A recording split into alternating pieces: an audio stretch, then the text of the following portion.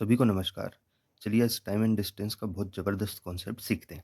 तो आप सभी को मालूम है कि चाल बराबर होता है दूरी बटे समय, speed equals to distance upon time. तो यहाँ से हमको क्या समझ में आता है कि यदि आप चाल को बढ़ाओगे तो समय कम हो जाएगा, यदि चाल को कम करोगे तो समय बढ़ जाएगा। जैसे मान लो यदि चाल 20 किलोमीटर प्रति घंटा है तो समय आपको कम लगेगा, और यदि चाल 10 किलोमीटर प्रति घंटा है तो समय आपको ज़्यादा लगेगा। जितनी ज़्यादा चाल उतना कम समय। इसका मतलब ये क्या हुआ कि चाल जो है वो समय का व्युत्क्रमानुपाती है, मतलब इन्वर्सली प्रोपोर्शनल है। या इसका उल्टा भी समझ सकते हो कि समय चाल का इन्वर्सली प्रोपोर्शनल है या व्युत्क्रमानुपाती का इनके बीच में संबंध होता है। अब देखो इसको हमको करना कैसे, यूज़ कैसे करना है कि मान लो यदि आपको चाल का अनुपात 1:2 दे दिया गया हो, चाल का अनुपात 1:2 दिया हो, तो डायरेक्ट आप यहाँ से टाइम का जो रेशियो है वो उसका उल्टा मतलब कितना 2:1 बना सकते हो। या ऐसा भी समझ लीजिए, यदि टाइम का रेशियो 1:2 है तो स्पीड का रेशियो 2:1 हो जाएगा। यहाँ तक समझ में आया? बिल्कुल क्लियर है। चलिए तो अब अपन इसको इस क्वेश्चन में अप्लाई करके देखते हैं। कैसे? कि देखिए यहाँ पे 6 घंटे लिखा है, यहाँ पे 5 से 1/4 घंटे लिखा है। हम टाइम का रेशियो बना लें तो स्पीड का रेशियो भी बन जाएगा।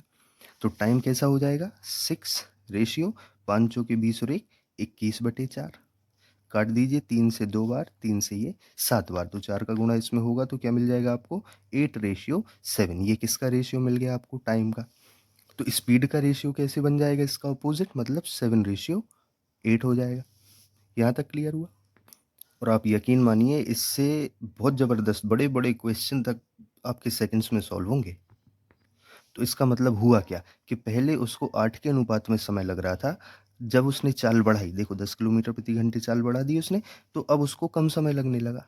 और इसका पहले वो कम स्पीड से चल रहा था, लेकिन अब वो ज़्यादा स्पीड से चलने लगा, इसलिए तो कम समय लगा। तो हमारा रेशियो बन गया। अब आप देखिए कि पहले चाल का अनुपात 7 था, अब हो गया है 8। इसका मतलब चाल बढ़ी है। और देखिए अनुपातों में कितने का डिफरेंस आया? 1 का डिफरेंस आया। और वास्तव में जो उसकी स्पीड है वो कितनी बड़ी है? 10। इसका मतलब ये जो एक अनुपात है वो 10 किलोमीटर प्रति घंटे के बराबर है। क्लियर हुआ कि अनुपात में 1 की वृद्धि तो वास्तव में 10 की वृद्धि हुई। तो पहले चाल उसकी कितनी थी? 7 के अनुपात में थी। 1 के बराबर जब 10 है तो 7 के बराबर 7 में हम 10 का गुणा कर देंगे तो क्या निकल के आ जाएगा? 70। और ये 70 क्या होगी? स्पीड होगी। कब की स्पीड होगी? शुरुआती स्पीड।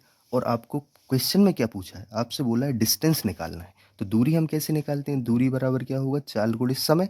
तो चाल हमारी कितनी निकल के आ गई? 70 किलोमीटर प्रति घंटे। और समय कितना दिया है? 6 घंटे। तो इस 70 में आप 6 का गुणा कर दीजिए, आपको क्या मिल जाएगी? दूरी मिल जाएगी। तो ऑप्शन नंबर ए आपका करेक्ट हो जाएगा। क्लियर हुआ सारी चीज़ें? समझ में आया क्या किया हमने? फिर से एक बार समझ लो। हमने टाइम का रेशियो बनाया, बन गया 8:7। स्पीड का रेशियो बना लिया तो इसका अपोजिट हो गया 7:8। हमने देखा स्पीड में अनुपात में कितने की वृद्धि हुई? 1 की। और वास्तव में 10। इसका मतलब जो एक अनुपात है वो 10 किलोमीटर प्रति घंटे के बराबर है। तो पहले जो स्पीड थी वो कितनी थी? 70 थी। तो 70 कैसे, सॉरी 7 थी, तो 7 हमने क्या किया? एक अनुपात के बराबर 10 है तो 7 के बराबर 7 गुणे 10 हो जाएगा 70 किलोमीटर प्रति घंटा।